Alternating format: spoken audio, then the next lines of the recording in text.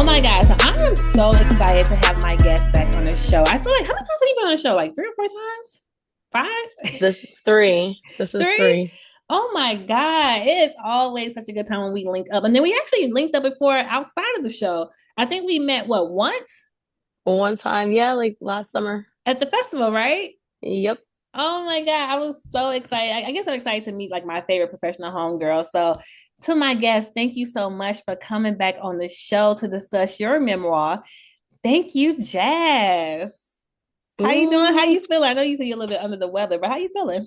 yeah, I mean, I'm a little, my voice is a little raggedy, but I feel great. I feel grateful, and just amazing. It's always nice to have a conversation with you and see your beautiful smile on the I feel computer. my white strips. And yes, girl. So yeah, I'm just excited. Like when I saw your invite for the conversation, I was patiently waiting. I was like, okay, let's see. I picked this day because I knew I'd be super settled and, Mhm. able to, kiki a little bit. And yeah, it's 11:11. I feel like that means something. I'm not like super like astrological, but it's gotta Mhm. mean something. Well, you know what's so funny? 11 is actually my angel numbers. And it didn't, Oh, yeah, it didn't dawn on me that today was 11/11 until like maybe like 2 or 3 hours ago. And I was like, oh my God, I gotta like pray, I gotta clean, like I gotta get my life together. Because they say you're supposed to yes. pray on this day and like really tell the universe, tell God what your intentions are. So I'm like, I really want to get into a deep prayer and just like, all right, God, like it's time. Gotta take it up a notch in the name of Jesus. Listen up. Amen. Come again. Yes. Listen. Now, before we get into your book, I want you to tell everybody your thoughts on volume 3 of the Professional Homegirl coloring book. Oh. I'm glad you asked because I was gonna stop you right there and let you know.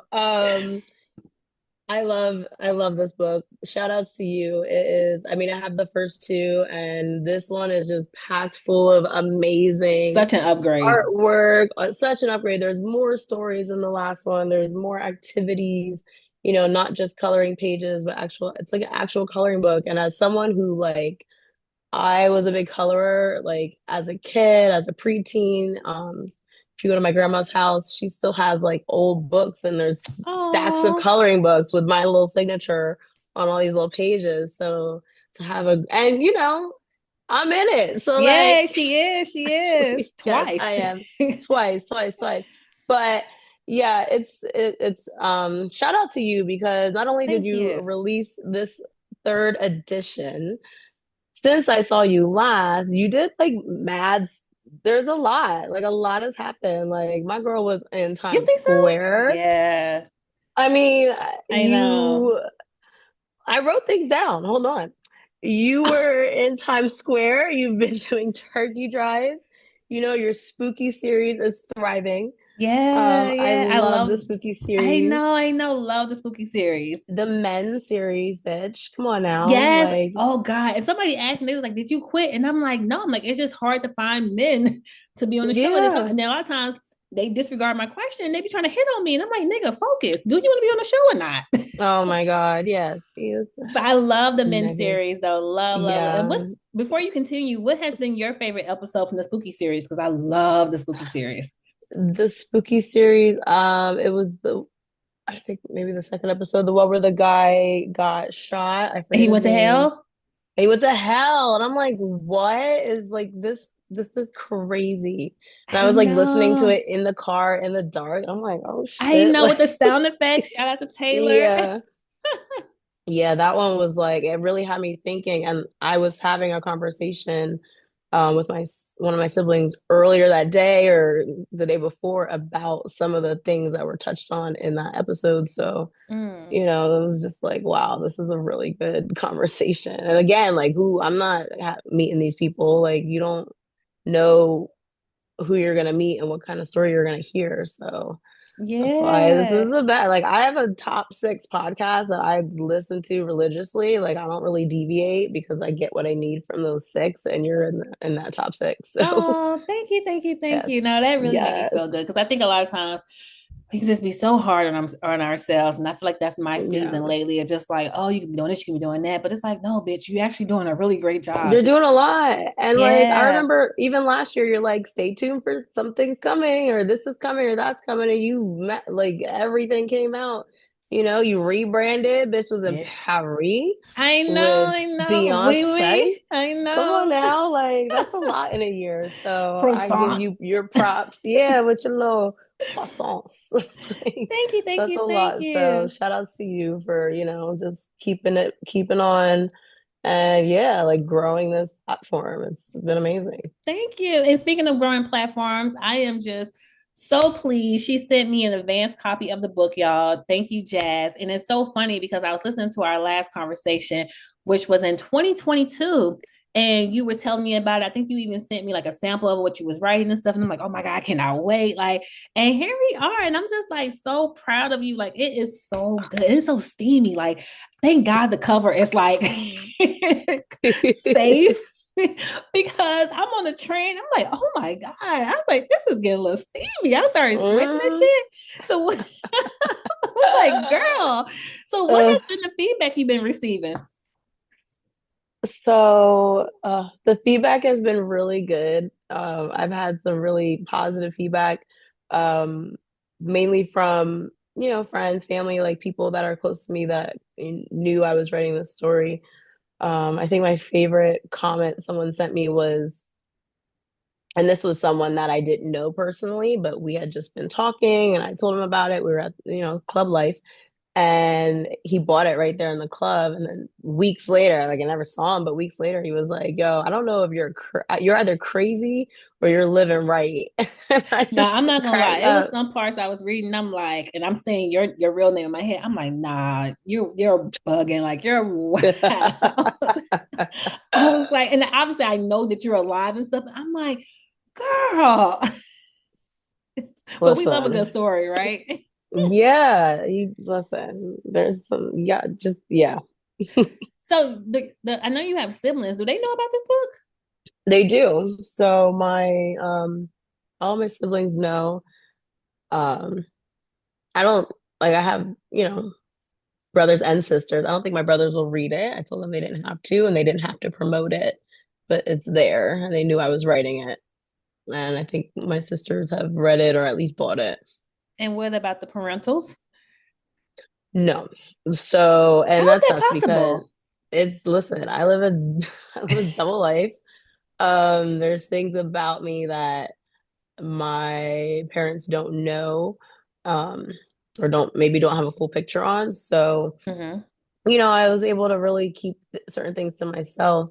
Um, and if I don't know, like part of me wants to like share it with my mom because it's like fucking good. Like she likes to read, like as a piece of like literature and like storytelling and like their No, creativity. Seven Shades of Grey ain't got nothing on this. Yeah, Like this shit yeah, is fire. it's good. But the content and the story and I mean, it's a lot to take in. Like if your kid came up to you and was like, "Oh, by the way, this is what happened to me like over 10 years ago." You're gonna be like, "What the fuck?" Like, Right, right. so, and I don't feel like having those conversations right now. One day, I Mm-hmm. mean, one day I won't really care, but these are things I never really shared with them because I didn't want them to then worry about me when I was doing my thing. Yeah. Yeah. One when that day comes, I would love to have her on the show just to get her insight. Cause I would love to have a conversation with someone whose child was in the sex industry. And just to see how they feel. Cause I Mm. like, I mean, like you said, who would be comfortable with their kid coming up to them like, hey mom, like read my book about me getting fucked. Like Right. she'll Like, be like, what? yeah. So We keep don't really have that relation. We never really had that kind of relationship anyway, where we would talk about like, sexuality and boys and all of that. It was just oh, so very like, how some yeah. families are like, it's just whatever's happening to me in my body is not being discussed with me. Yeah. Crazy. Was you But, come from a religious background? not religious, no, just more like Conservative? not even conservative, just more like if you don't ask, you're not gonna be told anything. Nobody sat me Mm-hmm. down and had a sex talk, that's for sure. Mm. So I don't know. Back then we Yeah. had workbooks though. I had little preteen workbooks. Yo, that's And that's so how funny. Yeah, because I I had a come learn preteen things. workbook about my cycle. And for the life of me, I cannot remember this workbook, but I'm like, I thought that was so cool because it actually taught me a lot because I don't remember my folks having a conversation with me about having sex and stuff. They just told me not to have sex in my period because I get pregnant. I was like, okay. Yeah, and yeah, and that's a lie. yeah, So right. We had workbooks. That was their yeah. way of like telling us about things without having to verbally tell us. So were there any stories that you were hesitant to share or were there stories that didn't make the cut? So let's see. Because I feel like you held back a little bit. I, well, yeah, I think I did in some places. The ones that I wanted to share, so there's a part in the book where I go to Asia Mm-hmm. and I meet up with a guy. And there's a lot that happened in Asia. There's a whole, and then like in between that time going back to the US and then going back to work, I took 3 months. A lot happened. And I didn't include that because it wasn't Jazz's story. It wasn't about, Mm. like I that would have been my perspective, I have a couple aliases. So Jazz is the alias in this book. But if I would have deviated from her story, now we're in a different alias, and that's not what the book is about. Mm. So you gotta stay tuned for the next book. But yeah, there's that chunk of time that I just was like, all right, I'm going home, I'm going to Asia, I'm doing this, and then I come back to Australia. For those of you who don't know, the book is takes place in Australia. I come back and it's like because I've had people ask me like, well, what happened in Asia? What Yeah, happened because when you I went back to the was like, States? girl, I'm going to the book. I'm like, so we're not gonna talk about Asia? But Yeah. if I remember correctly, is that when you came on the show to share your journey of what happened to you with an Um, abortion? yes. Got So it. So listen to that episode. the story ties in there. So um when I was working at the brothel, I had a broken condom incident. Mm-hmm. And this was well before I really kept track of like my cycle and like my fertility windows and that kind of thing. So, I was like, all right, I mean, I'll get to it. And yeah, I didn't do anything about it. Like I just, kept working and then kind of forgot about it. I might have even had like a spotting moment and like didn't Mm-hmm. realize like the different types of spotting. And I was like, oh, I'm good. Um, so then when I went to Asia, your girl was not good. Like I started feeling sick and I started getting really stressed out. There's a part with the guy that I travel over there with. I can't remember the names because I Ben. changed everybody's name. Ben, is it? Yep, Okay, I yeah, got you. Ben. In my If you rocking, I'm rolling. I'm tapped okay, in. Ben, we met up over there and we hung out. There was some drama between us. Oh God.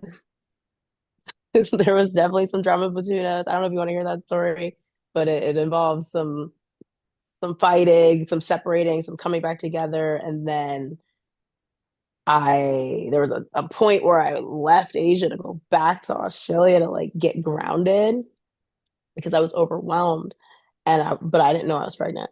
So when I was over there, I took a pregnancy test. And I was like, oh, this explains why I'm not having a good time in Bali right now. And Right.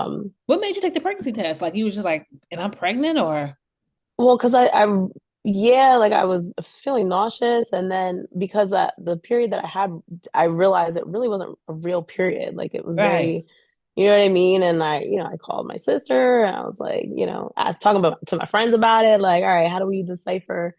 And yeah, I took a test finally, and I was like, okay, wow, that's wildin'. Okay, You got a recalculating. life, baby. Yeah, so I was like, I felt it was crazy. I was just like, are you kidding me? You gone 25 years and now you want to get I pregnant in another country know. by a stranger? I couldn't even tell you who it was. That's like, I felt some type of way about that. Because when I was reading it, I'm like, I even thought, I was like, wait, because you've been on the show prior to this twice before. So I was thinking to myself, like, wait, because I'm thinking about the conversations we had. And I'm like, did she get pregnant? Like, was this the time that she got pregnant? Or like I'm putting the pieces together that I know about Yeah. our conversations. And I'm like, oh shit. Yep. Wow. So that was that. And yeah, I went home. I actually took myself to a retreat in Thailand to get Right. Reiki services and do yoga and just like kind of get grounded. And because, I still had like 5 more weeks left on my trip. And I was like, I can thug it out for at least three. Bitch, I got to Thailand. I took a boat, no, a plane, a bus, two boats, and a tram to get to this retreat in the middle of nowhere. And I was just exhausted. And it was kind of scammy. Like I feel like this lady was like Mm. scamming people. And I'm like, you know what? I gotta go home. I gotta Right. go. So I went home and I took care of that. And, you know, had a medically induced miscarriage. Yeah, I remember. Y'all listen to that Yeah. episode. I definitely put the episode in the show notes. Wow. Okay, so now the puzzles is coming together. I got the pieces now. Yeah, yeah, you got the puzzle pieces. Because I'm like, how she just gonna glide over Asia like that? Got it. Yeah. Okay, okay. But you see Wow. why I didn't put that in the book because I'm like that. I have it typed up. It's still I got it on the file. I just took it out. 'Cause I'm like, this is too much because you know what? It's gonna be in the next book. Yeah, and I feel like that story is more like you said, a personal story compared to the Yeah, story you sharing about Jazz. Because I do feel like, yeah, we want to talk about later. I feel like you and Jazz were two different people, but yet y'all had a lot of similarities. yeah, yeah. That's an alias for you. Jazz was, uh, she was whoever you needed her to be in the moment. Yeah. Like whoever came in, you kind of figure out their energy and what they're into. And, I'm a really good, like, I can really kind of like assess people Yeah. and talk to people. I've been doing it, in the strip club. I do it in other lines of work that I've done. And yeah, Jazz is who you need her to be. So she's a Yeah. chameleon. Well, wait, so before we get into Thank You, Jazz, take us back to how you first got into escorting and working in the brothel. Because I didn't know this, but you also took like a year off from school, right? No, so I after school, Mm-hmm. after I graduated, I went backpacking. So I went overseas. I was hanging out in a couple different countries on working holiday visas. I had a visa for New Zealand and Australia. Um, Yeah. and like there's so much here. This stuff just like Thank You Jazz is literally like just 3 months of my life. Like the book that I started writing before I even met Jazz is the book that I need to finish next Mm. because that one has a lot of other stories, more in my dancer career. But anyway, I'm doing my thing, I'm dancing and I've held various different jobs. And then when I was in Australia, I'm like, let me slide over here because I thought about it in New Zealand and I like made some phone calls. I did a little Google searching. I'm like, yeah, I don't know. I'm good. I'm good. And then a couple months later, I'm in Melbourne and I'm like, you know what? If I don't like it, I just don't go back. Like whatever. Right. I'm curious because I was getting to this point in my career where I knew that when I went back home, I'd be trying other things. Mm-hmm. And this is something that is illegal mostly throughout the US. And it was like accepted there. And I was curious, like, what kind of people are going to be working here? What kind of people are going to be coming in here? Um, and yeah, that's kind of what took me in. And then the people that received me were all very kind and like good vibes. And it was like a cozy little place. And I was like, okay, let's see. If I You know, don't like it, I can leave. I'm so nosy. I started Googling sex brothels in Australia. I'm like, which one was she working at? And I found two. And I was like, I was like, The name is okay. in there. I mentioned it. I put the name in there. Not MT. But hmm I didn't Oh, change the name. Yeah, I didn't change the name. oh, okay. That didn't come up in my search. No, it might be closed or something. You know, COVID took a lot of businesses out, so who But no, I ain't knows? taking that business out, baby. That's the oldest That profession in in the world. that's true. That's true. You're right. Oh, what? I thought you made that up because I'm like, what are the odds of that being the name of it? Yeah, I thought about it later. I'm like, should I have changed that? But then, my editor and I were just like, no, it's not that big of a deal. I don't think, it's not like you're saying anything bad about the place. It's not like no secrets. Like this is what it is. Until niggas is like, where Jazz at? She wrote a book about it. Yeah, for real. Oh my gosh, I should send them a copy. Oh, you should. I mean, I felt like you spoke very highly of that place. Like it felt like a home, like a Yeah, safe place for you. So I think you it did. should. Who? I mean, I I really do sh think you could take this book far. You're right. Yeah. So tell everybody how did you came up with the name Thank You Jazz? Because I thought that it was just you paying homage to your alter No, ego, but well, kind of in a way. So but yeah, true. when I originally started writing this, well, when I originally started typing it out, because it was a journal, it was part of my journal. And during that time, I had a lot of downtime to really expand on my writing and just like be a little more descriptive than your typical journal notes. So I titled it Jazz's Diary because that's what the fuck it was. Like, and Right. that was the working title for like 5 years because I just, in my phone and in my notes and stuff was Jazz's Diary. And then as I'm writing it, I'm realizing like a trend or like that phrase "thank you jazz" was repeated throughout the book and throughout my experience. um because when you got chosen to go see a client, they would hit the little intercom and they'll say thank you jazz, or when your time was up, they're not going to call you and say all right, time's up. They'll just say thank you jazz or thank you, diamond or Right. whoever. And so that was a reoccurring phrase. And then, the clients would thank me. Not all of them, but a lot of them would be like, oh, thank you, Jazz. Like that was, it was heard a lot. So Mm-hmm. that's how I changed the title.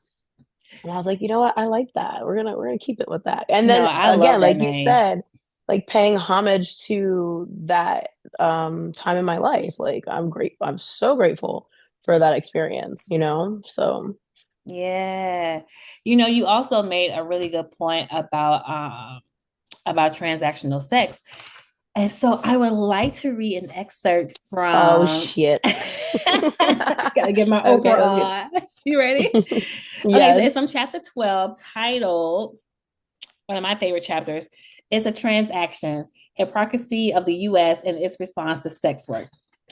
And you said after that interaction, it was a while before I had an exchange like that. I kept the transactions in the club, but I knew where I stood early on. There's nothing wrong with providing your services a pleasure for a price. More people should do it honestly. Whether you're selling cars, alcohol, or fantasies, it's a sales job, and I'm pretty good at it.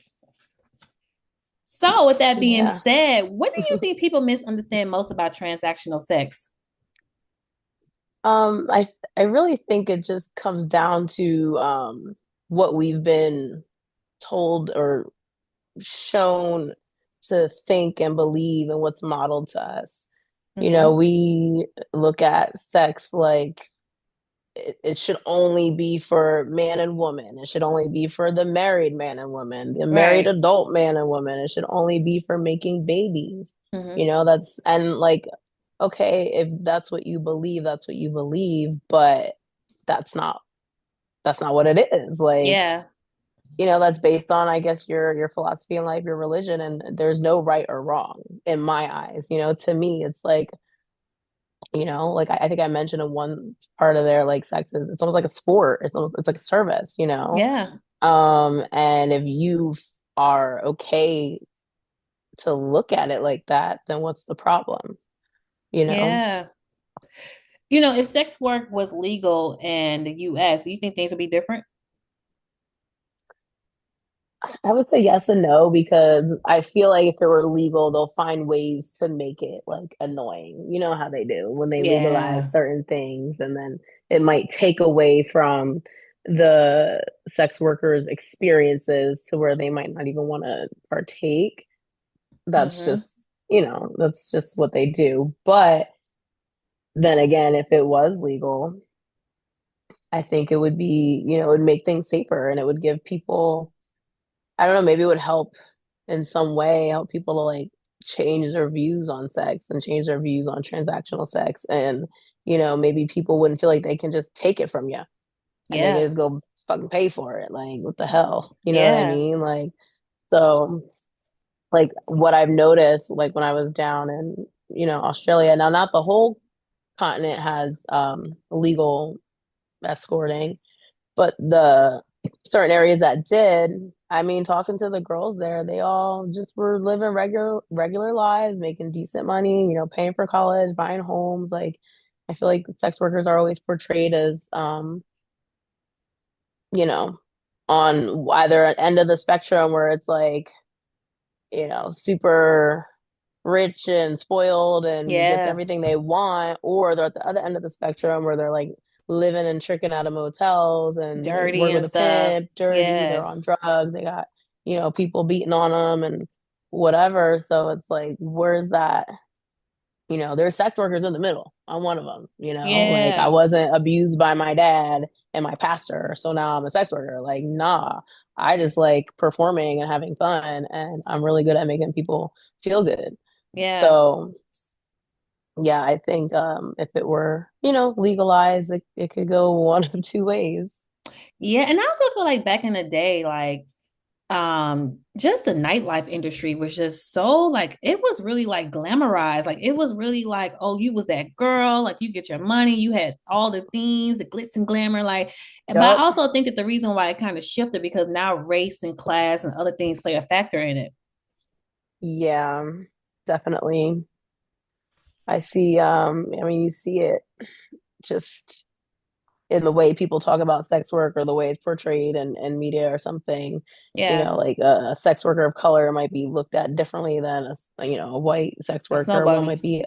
be, like, okay, she's a snow bunny, so she's a higher class sex worker, and you're not, Right. so you're, on the lower end, but that's not necessarily the case. Yeah. But for some reason, I can't see you working in the sex brothel in the US if it was legal. No, absolutely not. I just, nah, it wasn't that deep. It's not that deep. Like I did it because I could and it was legal and I was curious and I was like, backpacking around and just Hmm. exploring and trying different things and writing about it because for years people would say, "Oh my God, you should write a book." Like I would get that all the time and there were times where I would like do something or say something or something would happen. I'd be like, "Oh, it's going in the book. It's going in the book." But there was no book yet. You know what I Hmm. mean? The book wasn't being written yet. And then finally, taking that time abroad too, like I, graduated from college and I'm like, I'm out. Like I don't want nobody's grad school. I don't want nobody's job or apartment. I'm out and I'm just gonna like do things that I want to do and like be creative and like, you Just know, explore. explore and like have sex with people and like eat food and whatever. So I'm grateful for that opportunity that like have that time because a lot of people don't have time to like explore after college. Like they're right into Yeah. it. They're going to grad school, they're starting families, they're buying houses, they're And then working next thing you their know, you look back and you're dream like, job. damn, yeah, Yeah. So it's yeah. been 10 years since that time of my life. Hmm. And yeah, a lot of like still a lot of great things are happening. So Yeah. Did working in the brothel like change how you looked at yourself? I think it more enhanced the way I looked at myself because, I started in strip clubs and I got a lot of my confidence from being a dancer. And, I wasn't always like super, bad bitch in the club. Like there was a good, year where you're just like figuring it out and like Right. figuring out like, you're cool, you're cute, but you're trying to like, Learn really the get ropes. like you learn the ropes and get that confidence because once you get it, girl, It's a wrap. it's a wrap, y'all. Anyway, so uh Listen, once you learn the lay of the land, it's go time. yeah. So I feel like by the time, I had already been dancing for maybe like 3 years, 3.5 years. So by the time I got over there and went into the brothel, I was like, it was like a little boost of confidence, a little boost of adrenaline, and just like, and I was learning a lot. Like I was learning so much from these guys, which Hmm. was cool too. Did you have any grief for writing this book? Because I don't like, is No. Jazz coming back? Jazz is done. Like Right. that, now in the club I go by a different name, but that's Hmm. a different book. But Jazz is who I was just during that time. Yeah. And as far as like grief after writing it, no, like, and I kept like going back to thinking, do I feel bad? I kept like reflecting on, should I feel bad? Like, should I be feeling some type of way? Like, oh my God, like people are reading it. This is crazy. But then Like I'm when you like, said it's should a you feel bad, like story. maybe like what do you mean by that? Like embarrassed Not or bad, but like, scared? or like shame. Should I be Shame. ashamed Right. to be sharing these stories? But it's like, no, they're fucking real life stories. These are things that really happen. And they're things that nobody talks about, and they're fun to read. And if you know my voice, they're fun to read in my voice. Right. So I had a friend tell me that. They're like, yeah, I read this in your voice. It was amazing. Me too. I heard you in my head and I'm like, wow, this girl is crazy. So one of my favorite interactions you shared was with Donnie. So Donnie was someone who did not want to have sex with a woman, but he wanted to be penetrated in his ass. Yes. Remember Donnie? Fat, was he Um, white? He was white, right? yes, yes, definitely remember Donnie. But I think the reason why I actually love that interaction you shared about him is because he showed how a lot of people don't feel safe fully being themselves, Yep. right?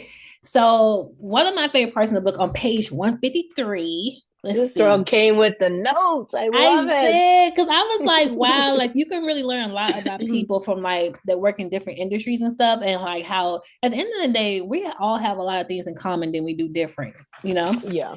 So one of the things you wrote, you was like, he sighed. So I'm guessing this is during the time that y'all was like just got through doing the interaction. You had just met him because your homegirl at the brothel, she called you in to be a Yeah. part of their night. Well, yeah. So he said, I'm not married, never was, and dating is tough. I mean, come on. How many pretty girls you know are willing to fuck a guy in the ass without getting paid? I come here because it's safe and with the right amount of money, I can get any treatment I want. I'm sure I don't need to tell you this, but most people have boring vanilla sex lives. But you girls, you don't ask questions. And at this time, during this part, you was asking him like mad questions because like his, it piqued your interest, which it also did with Yeah. mine. But I also was like, yo, black girls, one thing about us, we gonna get to the bottom of it. Yes. But We then, really are. right? But then on page 178, which I thought was kind of sad, you said as he laid back, he was breathing heavy. I caught something in his eyes, not lust, but a kind of sadness. He never liked to finish too fast, always stretching things out like he was trying to make up for something. Because I think during this session, he booked you for like 3 hours, which I was like, damn. Yeah. And then you asked him, you said, you okay? I asked, and he nodded, but exhaled heavily. And he said, this is just safer, he muttered. And he was like, safer than what? He hesitated, then he glanced at his fingers, then trying to connect with someone outside of her. Out there, people don't get it. I didn't press. I heard version of this story before, but something about Donnie tone told me it wasn't just about sex. It was about tapping into his desires without judgment. And I was just like, wow, Yeah. like I can only imagine how your view on intimacy and relationships change after dealing with so many different personalities and just men in general. Yeah.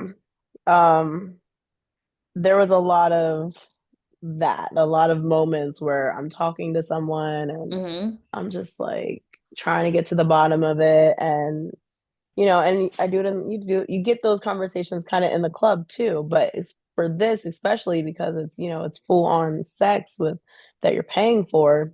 Mm-hmm. Some people, not everything's black and white, not everything is good or bad, hot or cold. Like not everything is black or white. So for him, it's like, I like, I don't just like women. Like I like it in the ass, but I don't need to penetrate the pussy. But I also like my balls kicked, but I also like hot wax on my dick. So like there's so many like in betweens on the spectrum of like Yeah, the nuances of it kinks. all. Yeah, Yeah. and like, some people just need to feel safe and just want to get what they need and go on with their day. And rather than, try to go on dates. And there are communities for people like Donnie where he can, meet people that want to, go with his fetishes or whatever. But, sometimes it's just easier to like pull up somewhere and get like when I want my hair done, I just go to the hair salon. I don't got time to do my own braids. Yeah, Donnie wants his whatever and he wants his ass plunge. So he's gonna pull up that was on a Tuesday crazy. night. You know what That I big mean? white piece of So ass. yo, girl. Did it smell? No, no, What? he definitely Okay. was like he was getting waxed. He was very clean. Yeah. No, his ass didn't smell. He Wait, probably do shit or something. I don't know, but it ooh, wait. Well, definitely. that's a thing too when you get in anal Mm, play or butt play. They have yep. like douche and all this stuff. So yeah, okay. Child, I can just see your face like, yo.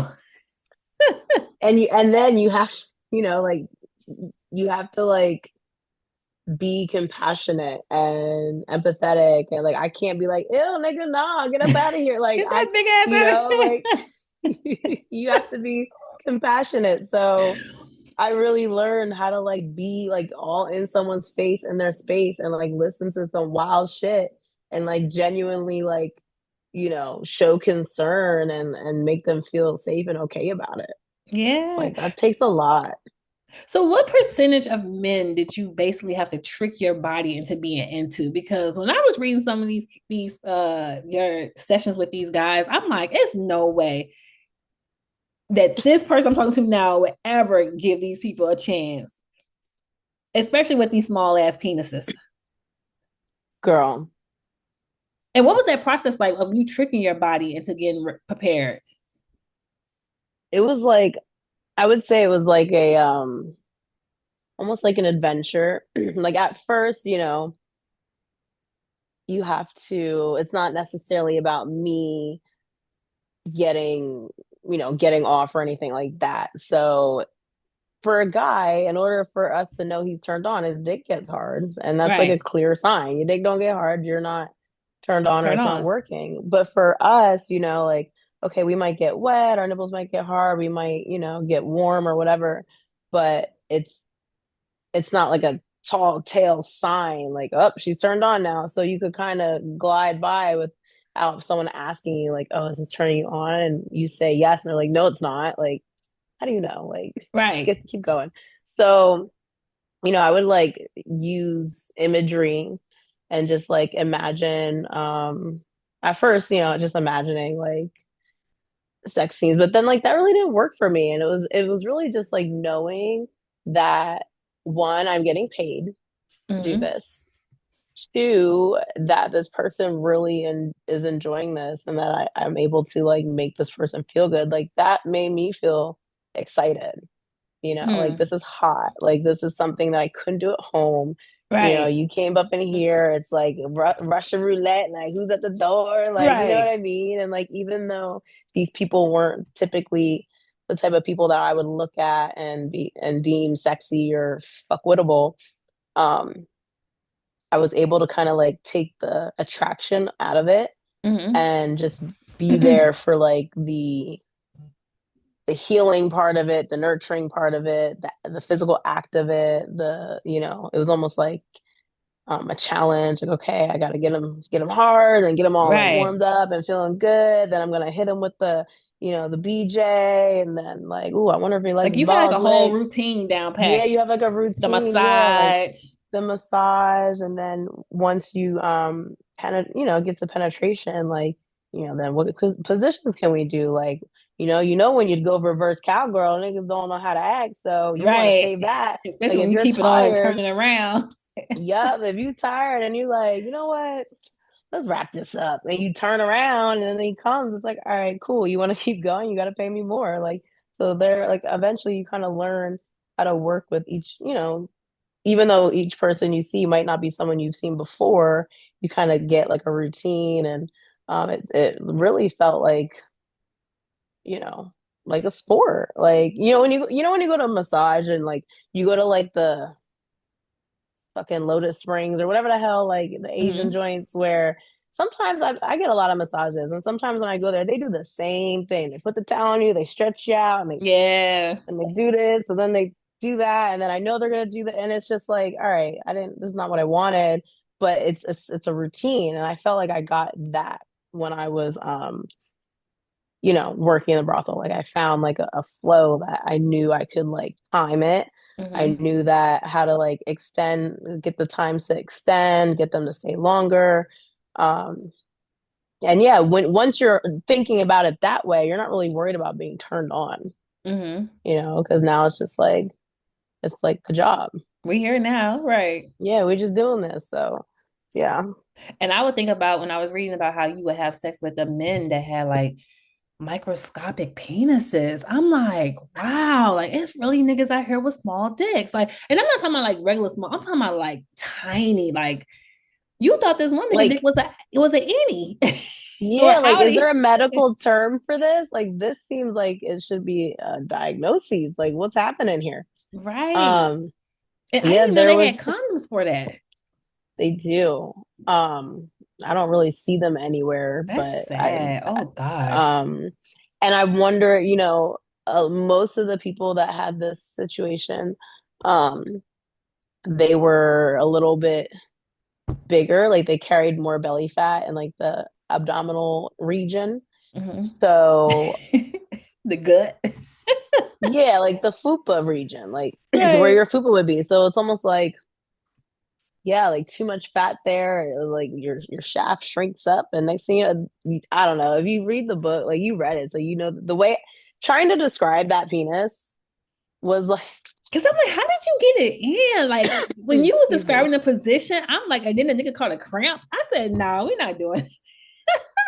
Listen, trying to describe that, like I had to keep coming back to it because I'm like, how do I describe this that like, you know, makes sense so people can really visualize it. Because I remember saying it to people, like friends in passing, but Mm-hmm. like I'm like, okay, I'm putting it in a book. How do I really get this out there so that people can visualize it? And then, yeah, it looked like, when a baby's born and the umbilical cord is kind of still poking in and out of the belly button. Ugh. And it's like it's a little bit out, but it's a little bit in. And then when that piece falls off, it's just like this. You're like, is it an innie? Is it an outie? Well, we won't know for a couple weeks because he's still a baby. Like, you know what I mean? Oh my Like that's what it, God. that's what it looked like. And then when it got hard, it would grow just a little bit. So you knew that it was something, but it was still Like a like, Vienna and I'm sure, sausage. yeah, like, yeah.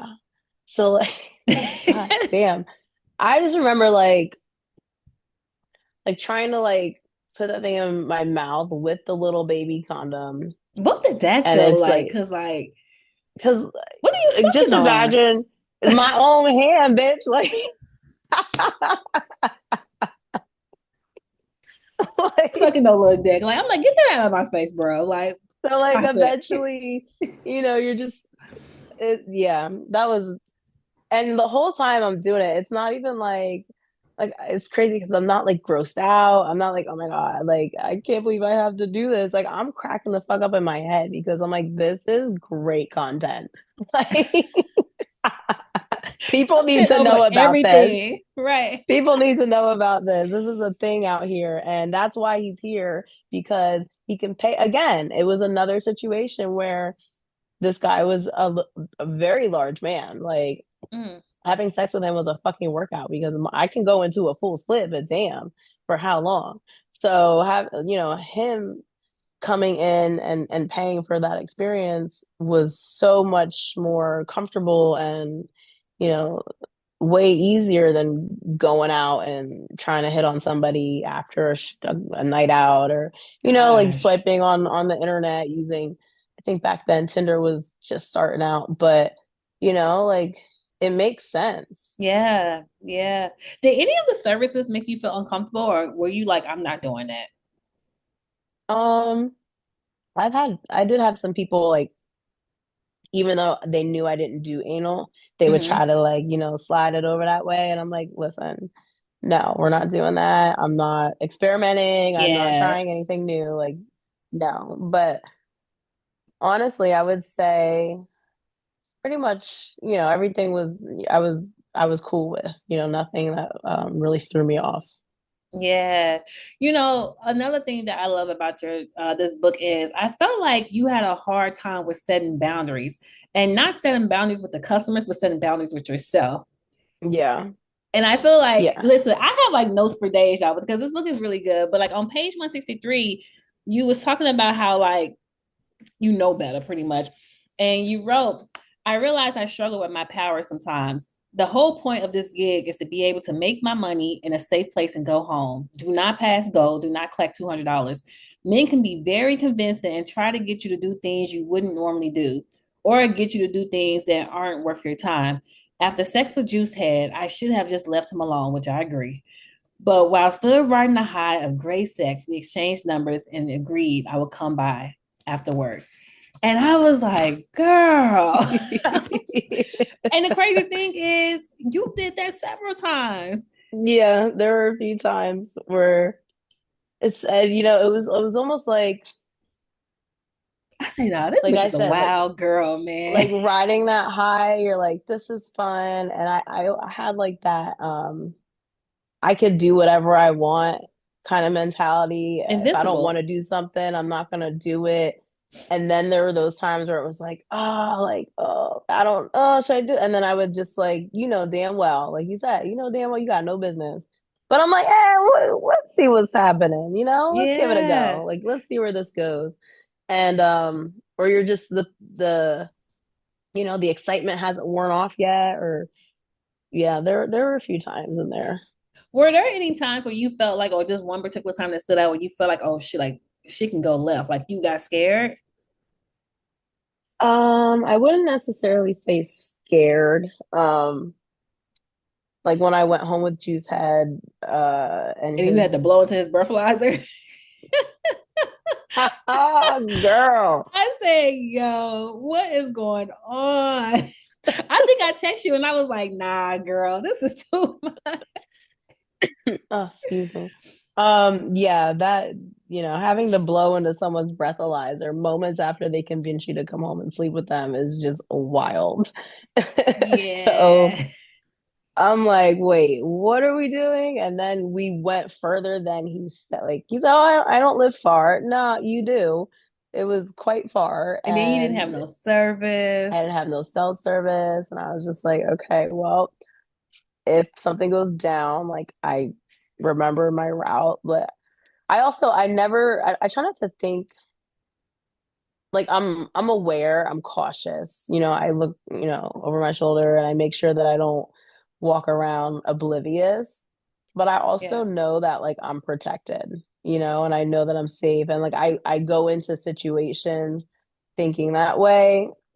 That's what all I the girls say when they be for on some wild shit. I know I'm yeah, like for good. a moment, I might be like, yo, this motherfucker might try to kill me. He might chop me up. And I'll play a whole scenario in my head, Mm. but then I'll let it go and I'll tell myself, no, you're gonna be fine. Like, but all if something happens, like you just lose skidoo about this car and, take your ass down the road. Like, I feel like I could fend for myself if I had to.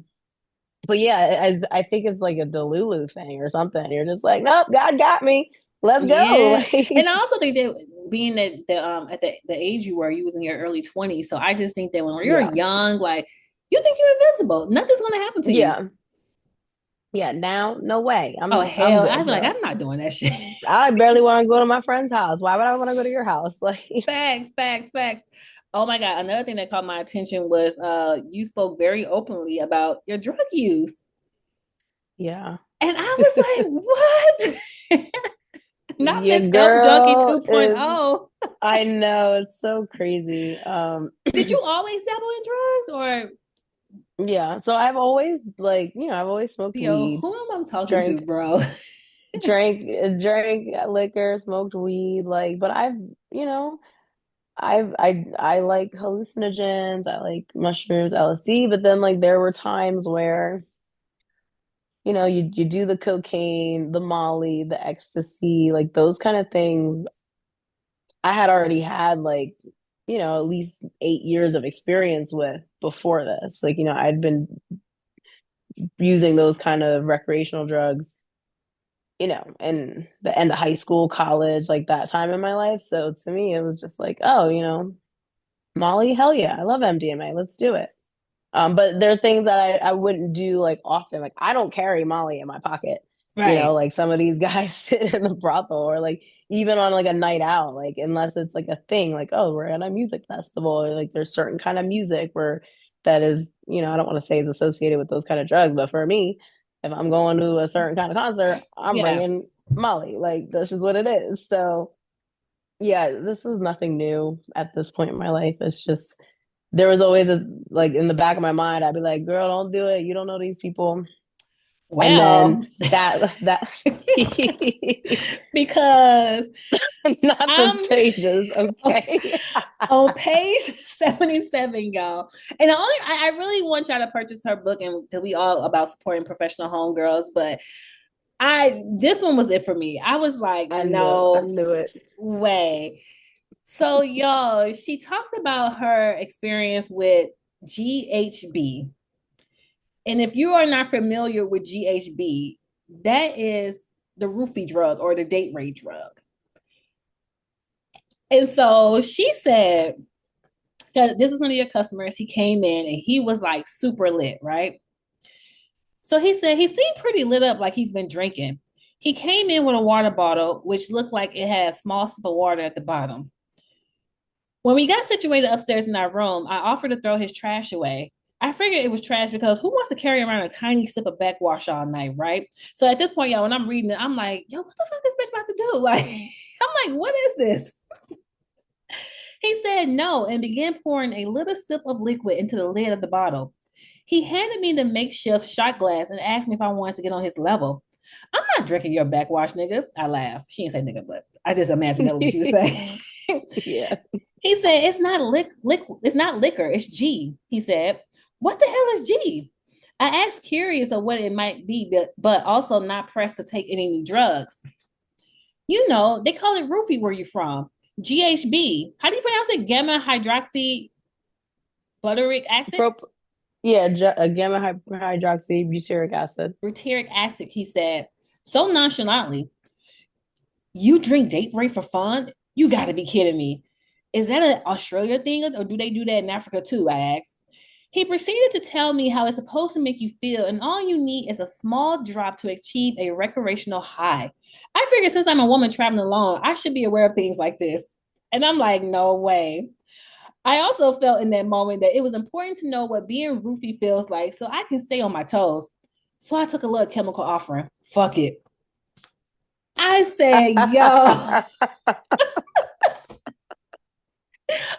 was like, this girl, what did that feel like? Well, when you read it back to me, damn. It sounds crazy.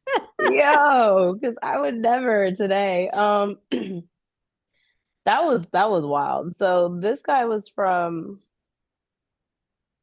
like Madagascar, somewhere in Africa, or Mauritius or something, somewhere in Africa.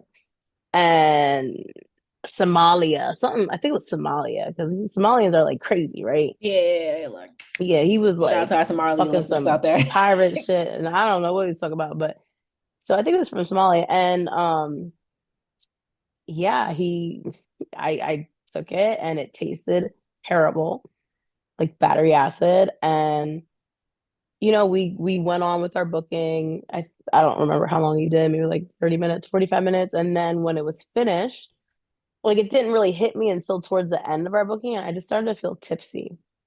So it was almost like I took it was like I had like a couple shots on an empty stomach, kind of tipsy, like where you're like 0 to 100. But it wasn't, it wasn't crazy. And then as I started like cleaning up the room and getting dressed, I took a shower, got dressed, and went downstairs. Um, by the time I got to like the break room, I was like, oh shit. And like you're thinking about moving, but you're not. And It's then like you're because stuck. you're kind of stuck, and the amount, like, I don't know, like, because this man came in like he didn't seem like he was too fucked up. Like he was still walking around. He left. I'm like, I don't know, did you Uber here? Like, so I'm just thinking, okay, so if I would have took a little bit more, because I was like on the cusp of like not being able to control myself, and I just got really tired. And I was like, um, if I would have had taken a little bit more in a roofie situation, now I see like, damn, like this really like you just start to decline. Your legs feel kind of numb, and your eyes are really heavy. Like I think in the book that I wrote that I like laid down, Mm-hmm. fell asleep on the couch, and like I was like in and out. Like I can hear everything happening around me, but I wasn't like talking, or I wasn't, my eyes weren't open. And then eventually it took me a while to get up out of there. Like I got up, I might have done one more booking. I don't remember, but I know I went home and it was like, I'll never forget this. I get in an Uber because sometimes I would Uber, sometimes I would take the tram, like depending on the time of day. Mm-hmm. But I think I fell asleep for so long that when I got up, it was like 7, 8 in the morning. I was like, all right, I'm not about to be in nobody's streets like this. Let me get in an Uber. And when he got to my house, I was sleeping in the back seat. He had to get out of the car and like open my car door and like help me out of the car. Oh my And God. Thank God he didn't take yeah, it advantage was of you. yeah, he was good. And I think I even yeah, he was nice. But it was just like I would take a few steps and do a few things, and then I'd get weak and I'd have to like sit back and like rest my head, rest my eyes. And then I'd get up and I'd take a few steps, and like so by the time I got home, I got to like my back porch and I just fell asleep like for a couple hours, threw up and fell asleep. My roommate came in or was coming out for work and woke me up. But then I just went back in the house and went to bed. And it was just like, okay, not doing that again. I probably smoked a bowl and like went to sleep. But yeah, it was Nah. it's You a the wild fact that girl. that was wow, that was extra. That was definitely that was extra. But I'm grateful that I lived to tell the tale. Yeah, me I was too. able to, I was able to talk about it, and also because I was in the brothel, like if I were like out at a party or like somewhere Yeah. crazy, no, but because I knew that if anything, I could just sleep here. Hmm. They're not gonna tell me to go home. They're not gonna let me go home if I'm super wasted. So I think because I was there, I was willing to experiment. Like, had I been, at the club or a party or something, no Hmm. way. No way. Did you ever feel pressure to do drugs because it was a possibility that you can make more money? Yeah, but it wasn't always like, it was more like, if I don't do this, I'm gonna, it's because sometimes the guys get uncomfortable. Like, if they're dancing, they're doing coke or whatever, and you're And just you just like, you just stand there looking at waiting that for them nigga. to be done. Like, all Right. right, that's enough. Um, but yeah, I guess there was some pressure there. It was more like I don't, I want them to feel comfortable, like I'm ready to party. I had a harder time saying no to things that I've already done before, but that I didn't love. Like I don't love cocaine. You know what Yeah. I mean? Like, but yeah, you do it sometimes. Like it just happens. Like, You still be doing but cocaine? no, not really now. But like, Not really. oh, I mean, again, it just be happening. Like, Like, is it a yes or no, girl? This was a not yes, really. yes, it's happened. I can't think What? of the last time I did it, but because it's like I don't hate it, but I don't love it. But like, I have this weird relationship with it, I think. But it's never something that I think about and crave, or I've never purchased it. Yeah. I've never like gone and found it and bought it for Like myself. you I ain't don't on that have type of it. timing. Right. Yeah, like I don't have it on hand. Like if someone leaves it around, I give it away. Like I don't, it's just always like an in the moment thing. It's like a social thing. Yeah. And I didn't know this, but you also worked at two brothels, which I'm like, you Yeah. never mentioned that to me before. Yeah. So uh right What a before I went life. to I know What so a much. life.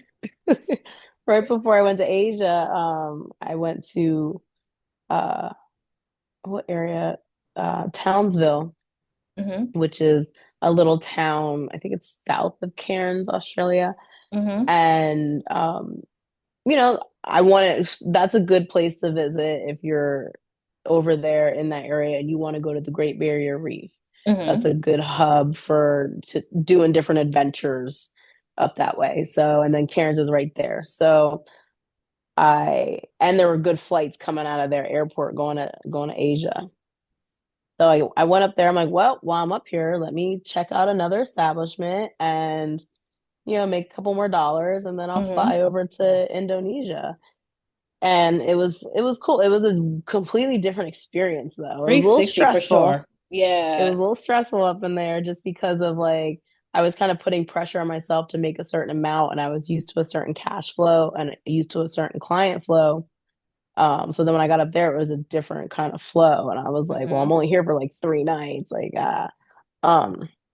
So yeah, that was the Bluebird Cafe or whatever the hell it was called. Yeah, the Bluebird.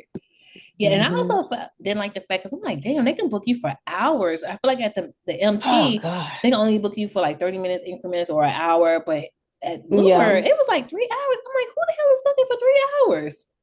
Yeah, so at MT it was you could get booked for hours. Like I would do 3 hours with Donnie over there, but it was more you had a lot of people that just came in for shorter periods. Right before But work or whatever. yeah, but MT was in a smaller town, less girls, there'd only be like 5 girls on a night. Mm-hmm. And they weren't open 24 hours. They were only open six to wait, were they open 24 hours? I forget.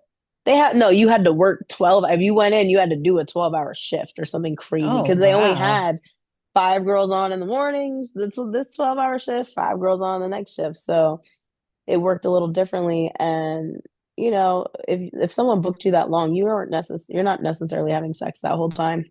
There's Right. a lot of foreplay. A lot of foreplay, a lot of the rooms had showers and or jacuzzi tubs or bathtubs. So, you get creative, you get your bath Mm-hmm. bomb out and, take a bath together, take a shower. Um, and yeah, like if you did have sex multiple times during a long booking like that, kind of like, if you're at home with your man on a Saturday morning and like you fuck for a little bit and then you're like Go to sleep, take a chilling, little get some nap, get some water, snacks. fall asleep. Yeah. And then like, you come back to it, you get in the shower real quick or like a little more foreplay. So, it was some people liked it because they didn't feel rushed, Mm-hmm. and they can go at their own pace. They only come in X amount of Especially times when in you a feel like they have to month. perform a certain way. Exactly. So, and then again, like a lot, especially in that place, in that particular town, like, it's a smaller town. There's less people.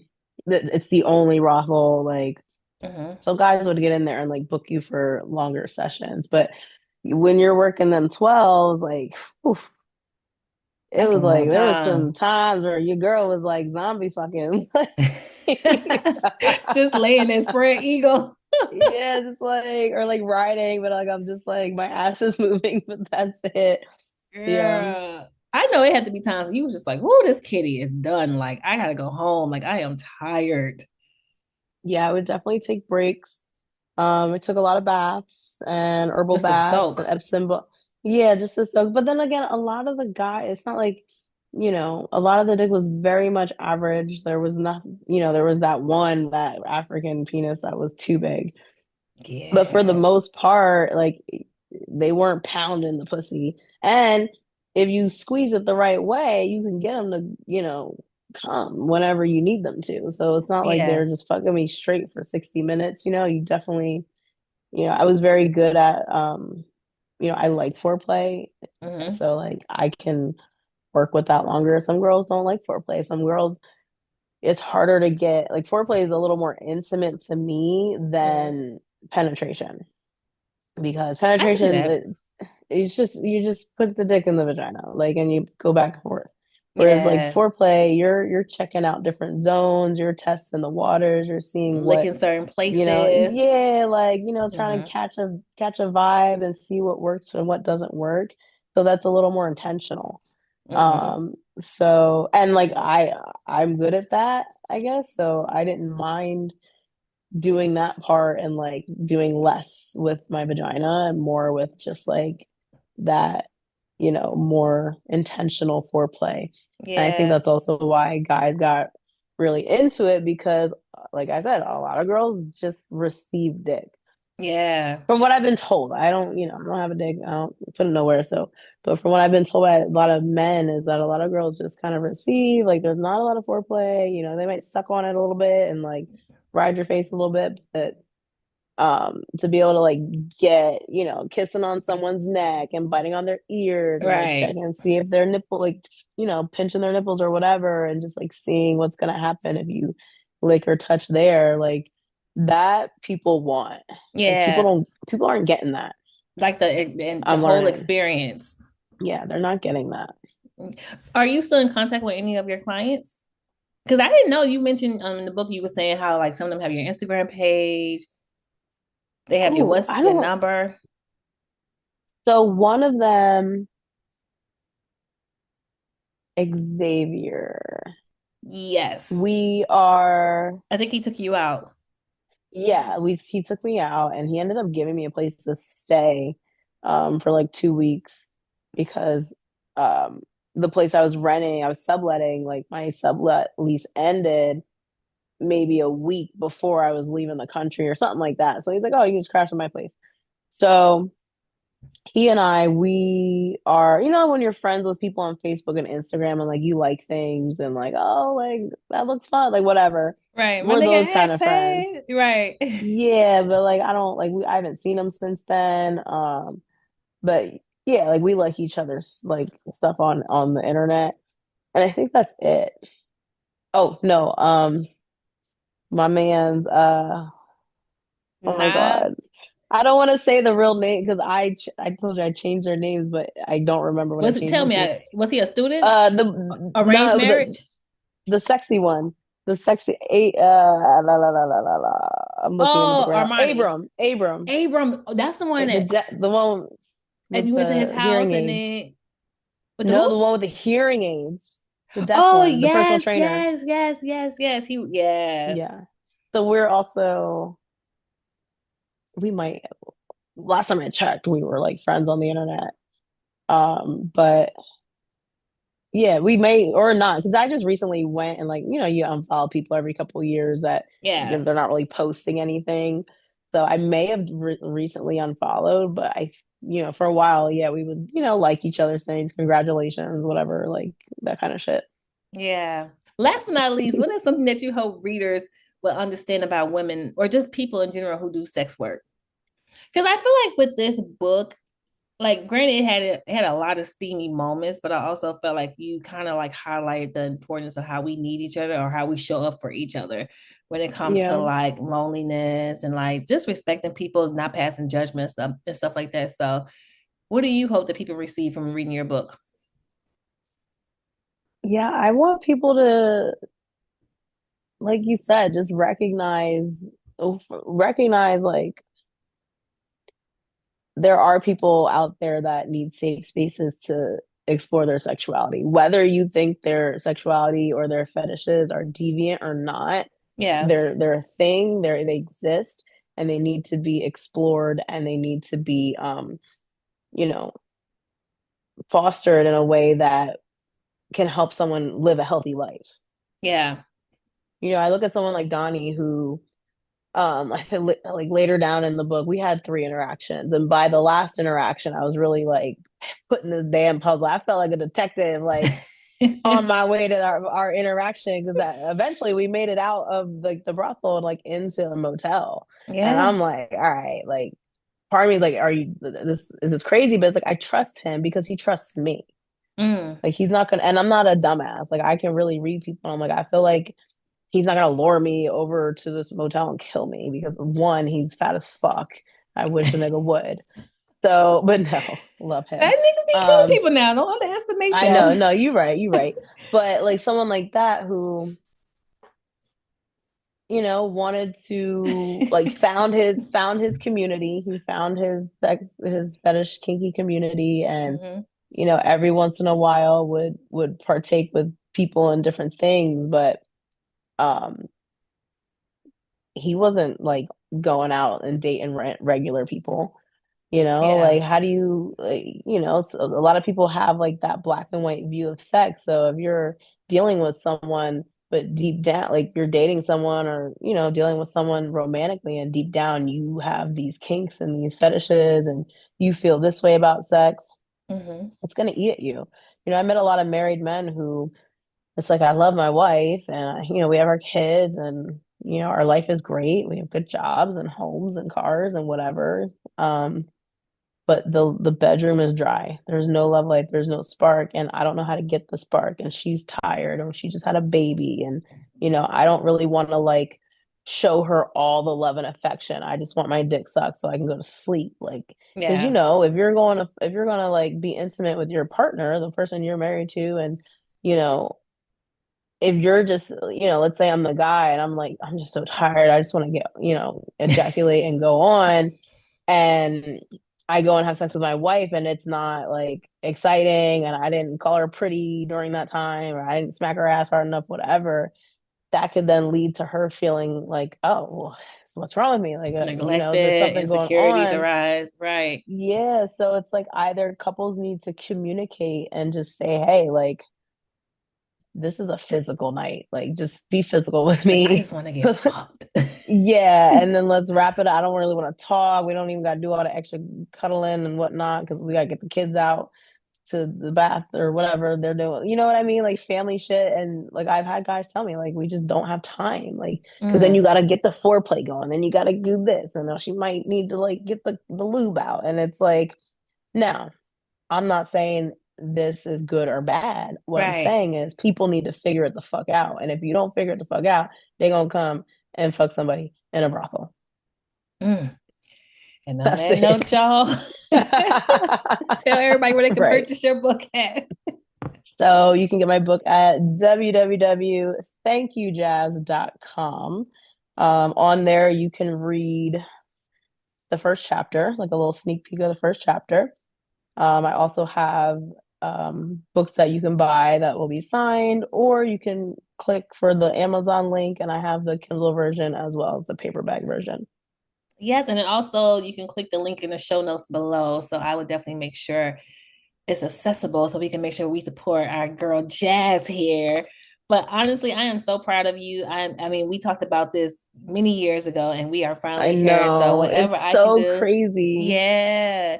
Like I'm super, It's so super, super crazy. proud. She's also gonna have a page in volume 4. She has a page, you know what? Don't worry about that. But we're gonna have a page in volume 4, and it's gonna be so dope for y'all to be able to interact and hear her story. So please, please, please make sure you support our favorite professional homegirl. She's been with me since I want to say day one, right? Damn near. Yeah, I started, I feel like since 2018, yeah, Yeah, day one. 2018-ish. Yeah. Yeah. So Is that let's when support you first started? 2019. Yeah, So yeah. 2019. Okay. So Yep. day one. So let's Hey, support we out our here. girl here. And I'm just so proud of you. And thank you so much for coming on the show and allowing me this opportunity to talk more about your journey with jazz. Thank you. This is my first jazz interview, okay? Hey, what's your And cherry?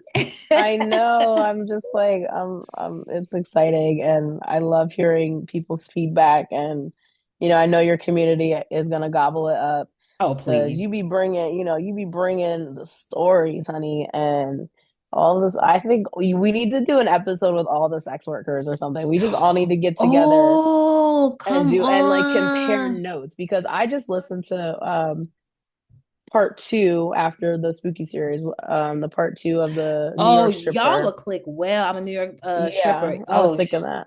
yeah, she's so Then there's a dope. couple on there. There's a couple girls on there that, and again, like we all have different experiences. And like if you don't know a stripper, if you don't know an escort, if you don't know anyone in that industry, you're just gonna, know what you see in media or what you assume. And there's just Yeah. so much to learn. There's so Oh, much I to actually learn. love that idea. I'm gonna definitely start working on that now so we can get that going for the beginning of January. Because most of the content is done for the rest of this year, y'all. I'm like want to enjoy some of the holiday with my family and friends. But I love that idea. So okay, come on Yeah, now. Come on, moderator. that would be so much fun. That would be Yeah, fun. because y'all, it's like y'all have a lot of similarities, but like you said, everybody is from different walks of life. And I actually have another homegirl. She's been on the show. She just retired from escorting. So, and Okay. her stuff, I think we talked about her story. Her story is really, really good as well. So, Yeah. yeah, And I don't know many escorts, you know what I mean? Like especially I black know a lot of escorts. dancers. Yeah, like when I was doing this, overseas, I whoever I met over there, yeah, there's a few that I'm still like Instagram friends with actually. But like, it'd be cool to connect with other Black American escorts and just hear Yeah. each other's, experiences. Well, I can't wait. We're going to make this happen definitely in the new year for I sure. know. But to the listeners, if you have any questions, comments, or concerns, please make sure to email me at hello@thephgpodcast.com. Like I said, please make sure we support our girl Jazz. The link will be in the show notes below, and also purchase from that link because it's going to be from my Amazon storefront. Okay. And until next time, everyone, thank you so much. You're Later. welcome. Bye, y'all. That's how I know you a vet because I didn't have to tell you bye. You didn't have to say it. I I have to tell know. you. Right. I already know because I be waiting for people to say it. And you're like, you're not gonna say bye? Right. I'm like, say bye, nigga. But Yeah. later, y'all.